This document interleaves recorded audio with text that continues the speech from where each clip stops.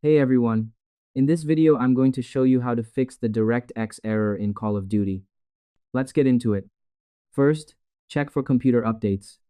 Make sure your computer has all the newest files it needs to run games. If your computer is behind, the game might show an error. Click your Start button, type Update, and click on Check for updates. If there are any updates waiting, click Download and install for the latest version.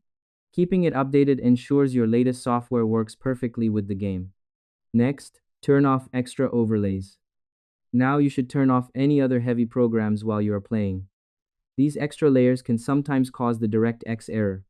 Open the settings for programs like Discord or your graphics software and find the overlay switch. Turn the overlay switch to off before you start your game. Because when too many programs try to run at once, the game can get overwhelmed. Turning these off lets your game have the screen all to itself. Lastly, restart your computer. Click the Start button, select the power icon, and click Restart. Once your computer is back on, open the game and see if the error is gone. A restart is usually the best way to make sure all your new settings are working. Now your Call of Duty game is fixed, and you are ready to play. And that's it. I hope this helped you out, and I see you in the next one.